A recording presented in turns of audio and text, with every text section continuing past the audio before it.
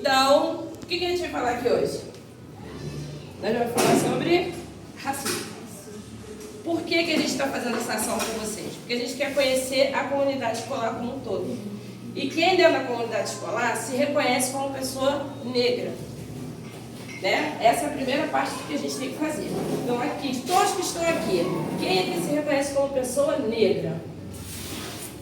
Nós duas mãos. Gostei da mão. Peraí, eu comecei a levantar a minha. Embora eu tenha a descendência espanhola, a africanidade foi prevalecendo. Então, nós temos aqui 3 pessoas que se reconhecem como pessoa negra. Por que a gente está tendo esse bate-papo, gente? Porque a gente entrou em novembro, e não é porque entrou em novembro que a gente vai falar sobre consciência negra. Esse termo, essa fala já não deveria nem existir, porque antes da gente ter consciência negra, a gente tem que ter consciência humana, porque somos todos seres humanos. Mas, ainda em 2024, o racismo é uma coisa que está assim, muito pungente na nossa sociedade. Então, se eu perguntar aqui, quem já sofreu alguma prática racista que tenha percebido que foi racismo, acho que a maioria vai dizer que sim, pode confundir com preconceito. Mas o racismo que a gente está falando é aquele racismo que está enraizado ali na nossa sociedade. Né? E para isso a gente tem um nome. Tem ali algumas características dos tipos de racismo que existem na nossa sociedade. Tem mais, mas esses são os mais vigentes, mais agressivos. O racismo estrutural. Por que estrutural? Porque a partir do momento que a nossa construção da sociedade brasileira ela se dá com o trabalho do negro, do povo preto, escravizado, que veio para cá escravizado, e ele é liberto, lá em 1888, como a gente aprende na escola, né? Ele é liberto, porém, ele não tem o seu direito na sociedade de existir como uma pessoa branca que teve acesso às melhores coisas, vou dizer assim, a uma educação de qualidade, a um trabalho de qualidade, e ele é depreciado porque ele é negro, é o racismo estrutural que acontece na sociedade. Vamos dar um exemplo aqui que já aconteceu aqui na unidade. Né? Todo mundo conhece Luciene, todo mundo conhece Tatiane. Luciene é a diretora, Tatiane é a diretora adjunta. E já teve caso de a pessoa chegar aqui e falar assim, vem falar com a moreninha. Chama ela de moreninha não, porque ela fica brava. Ou não quero falar com a moreninha, eu quero falar com a branquinha. Isso é o racismo estrutural, que não reconhece a Luciene, uma pessoa negra, uma mulher negra, que pode alcançar um lugar na sociedade que normalmente deveria ser uma pessoa branca. Então está sempre colocando para a pessoa negra que ela é incapaz. Isso é o racismo estrutural, está enraizado. Por que esse papo com vocês? Porque a gente trabalha isso com as crianças. Mas como é que a gente vai fazer com que lá na frente ela entenda que ela sofreu racismo? É a gente que tem em casa reforçando esse papo. Então eu tenho o institucional, recreativo, religioso e ambiental. Vou falar um pouquinho de cada um. Institucional acontece dentro de instituições, delegacia de polícia, escola, supermercado, posto de saúde. Quando alguém não quer atender você, pelo fato de você ser diferente no tom da sua pele. O recreativo é quando fala que é brincadeira. Você vai ter aqui alguma... Não tem. O recreativo todo mundo conhece, quer ver? Todo mundo sabe que o Vinícius Júnior é chamado de macaco lá fora. Esse é o racismo recreativo. Quando usam uma figuras ligadas a pessoas pretas, deprecia ela pelo que ela é. Do que ela é. Então associa ele a macaco, ou faz a brincadeira, tá num lugar e tá. Isso é o racismo recreativo, mas não foi bem isso que eu quis dizer. Foi isso que a pessoa quis dizer, sim. Ela sabe o que ela está falando. Esse é o recreativo. O religioso, propositalmente, eu estou vestida com as vestes da minha religião. Eu sou candomblessista. Eu já passei o racismo religioso na porta da minha casa. Né? Eu fiz uma queixa-crime, a pessoa que cometeu o ato na porta da minha casa, ela respondeu o processo, ela teve um pouquinho de dor de cabeça aí, né? Ela teve que comparecer ao fórum por 2 anos para mostrar que em lugar mais nenhum ela tinha feito aquilo, porque eu conhecia o meu direito. E que aquilo que ela estava fazendo comigo, eu estava sofrendo racismo religioso. E o racismo ambiental. Esse racismo ambiental é falar que toda pessoa preta ela é o quê? Favelada. Esse é o racismo ambiental. Porque o povo preto ele só pode morar à margem da sociedade?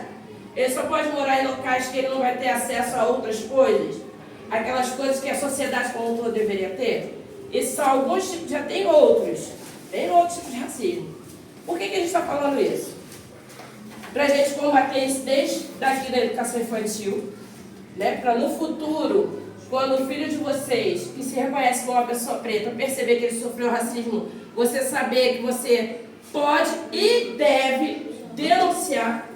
Lembrando que racismo é diferente de preconceito. Preconceito, vou dar um exemplo, é quando você deprecia a figura da mulher, associando ela com a pessoa que ela não é capaz de nada. Isso é preconceito. O racismo só acontece quando ele é cometido contra pessoas que historicamente foram subjugadas a outro.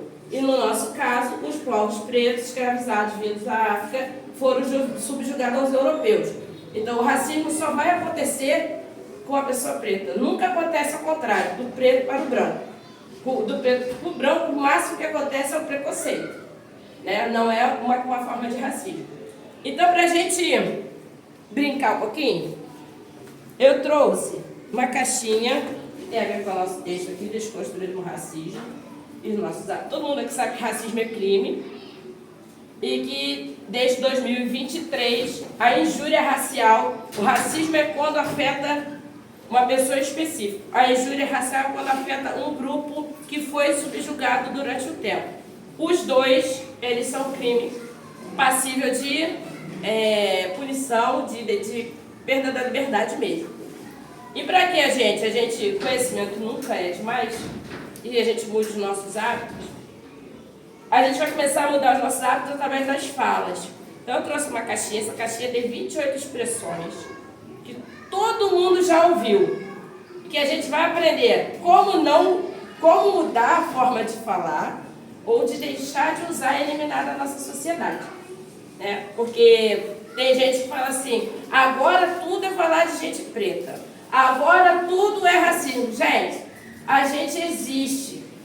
E não adianta querer apagar a nossa história, porque se esse país está de pé, foi muito sangue escravizado.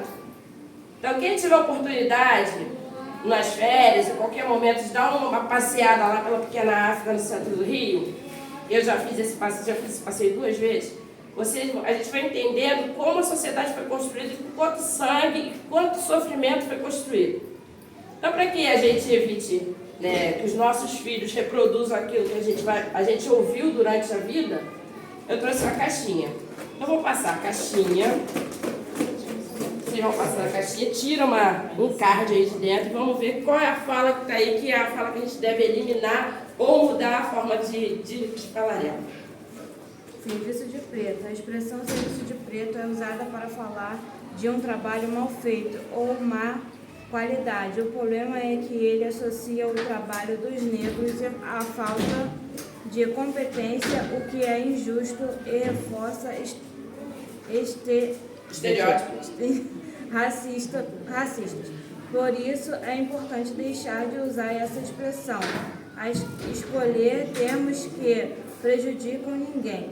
Substitua por palavras como trabalho mal feito, trabalho de má qualidade. Serviço de preto. Alguém já escutou essa expressão? Serviço de preto. Lembrando que o preto só faz coisa mal feita. Então essa expressão a gente vai trocar, né, por palavras de mal feito ou trabalho de má qualidade. O meu é nega maluca. A expressão nega maluca se refere a um bolo de chocolate, mas é problemática, porque associa a mulher negra a uma sobremesa, sugerindo a falta de desinteresse e inteligência. É mais adequado chamar o bolo pelo seu nome correto, bolo de chocolate. Isso aí. Nega maluca, carnaval, a gente já está tentando abolir ela também. Tem uns movimentos que não... Quando vem a pessoa fantasiada, pergunta, que fantasia é essa? É só a fantasia, não é nega maluca, mas está ali subentendido o que é.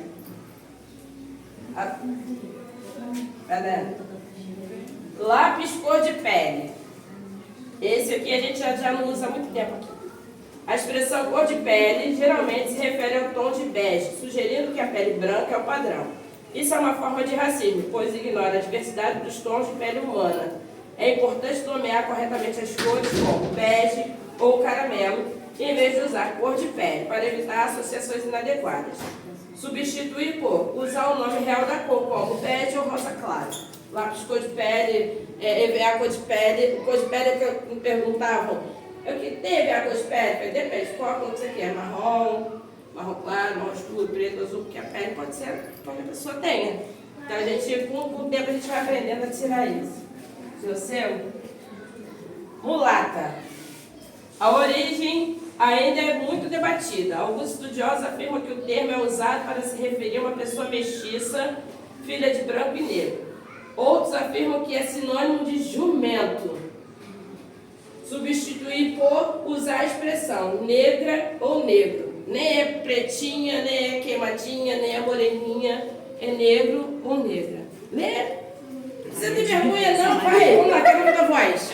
Vocês estão ouvindo só a minha voz. Chocolate. Olha, isso me irrita profundamente. Feito nas coxas. Tu não quis ler por causa do nome? Eu vou te explicar o que é feito nas coxas. Ela pegou a expressão feito nas coxas. Todo mundo pensa besteira, né? Feito nas coxas é uma expressão que se usava muito nas fazendas. Porque as telhas, não tem essas telhazinhas de barro? Elas eram feitas nas coxas das pessoas negras, das mulheres negras. E tinha mulher negra que ficava aquele formato certinho. Só que tinha a negra com a coxa mais maior, mais gordinha, outra mais fininha. Então as telhas elas não se encontravam. Por isso que quando fala que é feito nas coxas, que elas não ficavam iguaizinhas, é um trabalho de má qualidade. Essa é uma explicação que eu recebi num passeio que eu fiz em Taubaté, lá no sítio do Monteiro Lobato, que aí o pessoal explicou dessa forma. Tem outra que é parecida, tá? A expressão feita nas coxas indica algo mal feito, algo feito de forma apressada e descuidada. Refere-se às telhas moldadas nas coxas dos escravizados com a ideia de trabalho mal feito. Essa expressão é racista, pois desvaloriza o trabalho dos escravizados e os compara a um padrão de qualidade ruim.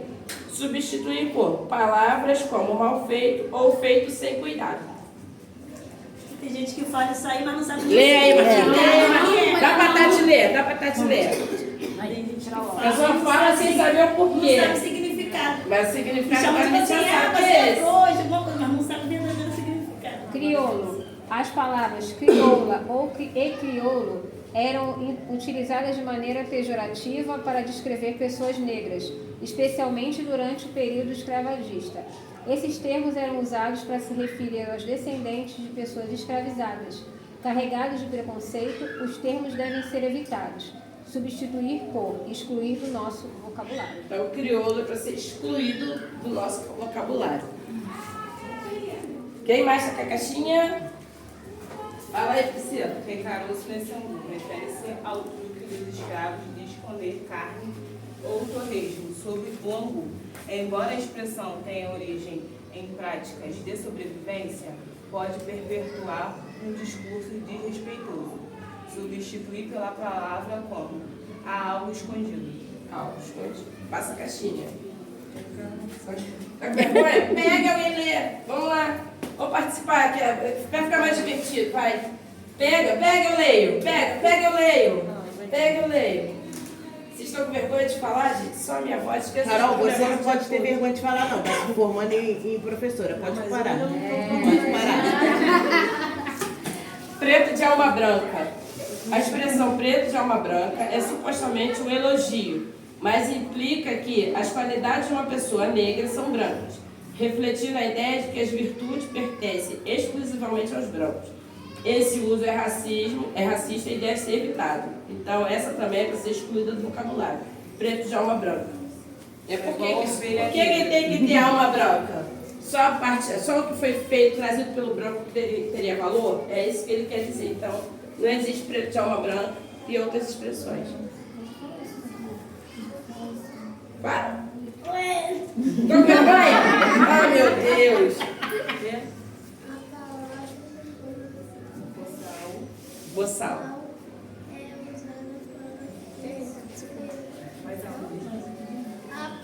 A palavra boçal é usada para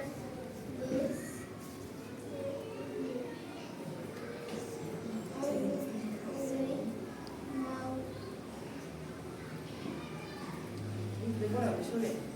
A palavra boçal é usada para descrever alguém mal educado ou grosseiro durante o período da escravidão. Esse termo é usado para se referir às pessoas escravizadas que não falavam português. Dessa forma, o seu uso tem raízes preconceituosas, substituído por palavras como ignorante ou grosseiro. Entendeu? A palavra boçal, você imagina um grupo. Ainda tem a Débora. Qual é o seu nome? Pega aí, a gente lê pra você. Vai lá. Só para participar do nosso joguinho.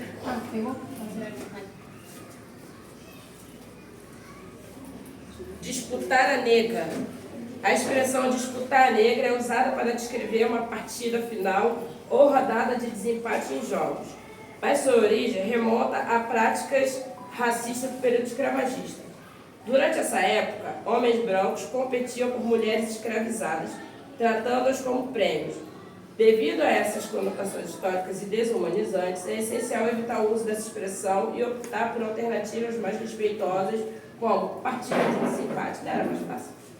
Partida de desempate. A Débora. Nasceu com o pé na cozinha. A expressão nasceu com o pé na cozinha faz referência a ancestrais negros e ao trabalho doméstico, especialmente de mulheres negras na cozinha durante a escravidão.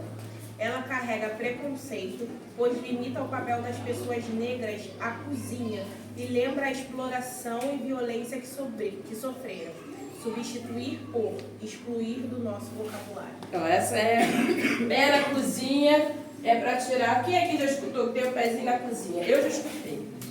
Mas sabe por que eu escutei que eu tenho pezinho na cozinha? Porque eu me assumi como pessoa do candomblé. Então, toda pessoa do candomblé, da Umbanda, de práticas de religião africana, diz que tem o pé na cozinha. Porque é na cozinha que as coisas aconteciam. As senhoras mais velhas, que já não podiam ir para a lavoura, elas ficavam na cozinha e, normalmente, elas que são as detentoras do conhecimento. O conhecimento dentro da cultura africana, ela é passada. Hoje, século XXI, 2024, tem muita coisa publicada. Mas, imagina isso, mais de 300 anos. Ela era toda na oralidade, durante muito tempo era na oralidade. Então, essas senhoras que ficavam na cozinha, tomando conta dos menores, que não podiam ainda trabalhar, elas iam passando as histórias dos povos africanos, para essas crianças, para que essas crianças fossem reproduzindo e não deixassem essa história morrer. Hoje a gente tem registro, né? Tem livro, tem internet, mas 300 e tantos anos atrás não tinha. Então, gente, o que a gente quis chegar com esse bate-papo?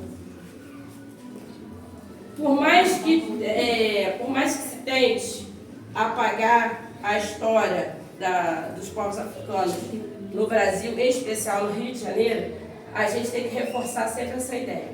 Existe uma lei chamada Lei 10.639 de 2003, que ela torna obrigatório o ensino de história africana e afro-brasileira nas escolas do Brasil. E poucas escolas fazem isso com fluidez. Ou porque não sabem, ou porque eles barram no preconceito. Que quando se falar de história da África, a primeira coisa, quero ver quem vai me dizer que a primeira coisa que pensa. Macumba. Mas não tem nada a ver uma coisa com a outra. História da África, eu vou falar para vocês assim, ó. Se eu disser para vocês que parte da matemática veio da África, parte de conhecimento de tapeçaria veio de povos africanos, conhecimento de cerâmica veio de povos africanos, essa forma de pagamento por salário veio dos povos africanos. Eles não foram escravizados, simplesmente chegou ali, tem um bando de gente preta, vou pegar para trabalhar. Não. Foi meticulosamente pensado. Porque aquele povo que entendia de tapeçaria ia para determinados lugares para transformar aquela tapeçaria em matéria-prima, vender. Quer dizer, o negro é escravizado duplamente. Ele vinha escravizado, ele trabalhava na lavoura e ele tinha que passar o conhecimento dele. Então não foi aleatório. Aquele que tinha conhecimento da agropecuária, das plantações, eles foram pegos exclusivamente em determinados pontos. E a história do boçal, que pediu que é para deixar de não tirar do vocabulário, né, falar como ignorante, todo mundo ainda acha que a África é um país. Todo mundo acha que a África é um país? A África é um continente com mais de 150 países. Vamos imaginar a gente aqui na América do Sul. Né? Aqui na América do Sul a gente tem Brasil, Argentina, Paraguai, Uruguai, Venezuela, Peru, Chile. Todo mundo fala a mesma língua? Se a gente for para um país da América do Sul, a gente pode até entender alguma coisa, mas a gente não vai esbarrar na língua?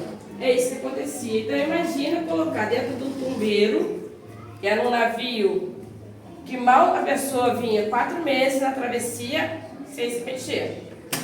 Né? Todos nus, acorrentados, e eu falando inglês, eu falando português, eu falando inglês, ela falando espanhol, outro falando francês. De alguma forma eu vou ter que dar um jeito da gente se entender. E quando chegavam nas terras que eles iam ser distribuídos, não ficavam dos mesmos lugares que eles vinham, dos mesmos portos. Por quê? Porque eles saberiam falar a língua e para isso eles poderiam gerar uma revolução. Olha quanta coisa de história da África a gente está conversando e eu não falei de macumba, só falei de história. É isso que a gente precisa começar a desconstruir na nossa sociedade. Então esses povos eles eram separados justamente para eles esbarrarem na barreira da língua e não se articular para gerar uma revolução. E ainda tinha aqueles povos que eles eram inimigos lá nas terras dele, tiveram que se organizar aqui para poder sobreviver. Então, vai muito além de uma religião que também é complexa, mas a gente não veio falar de religião, a gente veio falar de história e desconstruir o racismo que existe na nossa sociedade. Trazendo aqui para o nosso estado, nosso município, o Rio de Janeiro, dentro dos estados do Brasil, foi um dos que mais recebeu os africanos escravizados. Em torno de 5 anos, de 50 mil escravizados, o Rio de Janeiro passou a ter 1 milhão de escravizados. Quando a família real, em 1808, veio para cá, e quando a família veio para cá e traz a coroa portuguesa para cá, para o Rio de Janeiro, precisava de gente para atender a nobreza. Então, vamos trazer mais gente para trabalhar aqui. Quando eu falei, quem tiver oportunidade de dar uma passeadinha pelo centro do Rio, ali na área onde, da Praça Mauá, perto do Hospital de Servidores, aquele pedacinho ali que é conhecido como Pequena África, que ela começa no Colégio Pedro II, aí atravessa, passa pelo Morro da Conceição, vai para lá no Castro Valongo, Museu da Manhã, aquilo tudo ali é Pequena África. Né? Pedra do Sal, tudo é Pequena África, tudo ali tem uma história. Porque as águas iam até ali, na verdade as águas iam até um pouquinho mais. As águas iam até ali, então era ali o cais que chegavam os escravizados. Era ali que eles tinham que se organizar em sociedade para sobreviver, para quem conseguia alforria. Ali tem um lugar chamado Jardim Suspenso do Valongo, que no alto dele tem uma casinha amarela. Essa casinha amarela é chamada de casa de engorda. Alguém sabe por quê? Imagina. Porque o negro, quando chegava muito enfraquecido, ele ia para ali. Nessas expressões tem um outro lá, meia tigela, umas coisas assim que o negro recebia quando não cumpria a sua função. Mas essa casa de engorda específica, o negro ia para ali, ele era alimentado por 2 a 3 meses. Com angu e feijão. A casa da engorda é aqui. Aqui embaixo é o mercado, é conhecido como Largo dos Mercadores. Porque à medida que ele alcançava o porte para trabalhar, ele descia e era vendido como peça. Exposto como peça. Essas figuras, se a gente procurar no YouTube, tem essas figuras, mas é muito diferente quando você passa no local que aquilo ali aconteceu. Então é só para a gente assim, valorizar primeiro a nossa história, segundo, a quem se identifica como negro, e terceiro, não permitir que se cometa racismo nem com você, e muito menos com os pequenos que não sabem o que é isso. Ele vai achar que ele foi olhado diferente, mas ele passou por prática de racismo. E as práticas de racismo estão incluídas o quê? Quando existe uma operação numa comunidade que morre quem? O negro. Se você tiver uma abordagem como teve recentemente, os meninos eles eram filhos de um diplomata de fora. Negros. A polícia parou quem? E o menino branco passou. É isso que a gente não quer que aconteça com as nossas crianças. Eu tenho 2 filhos.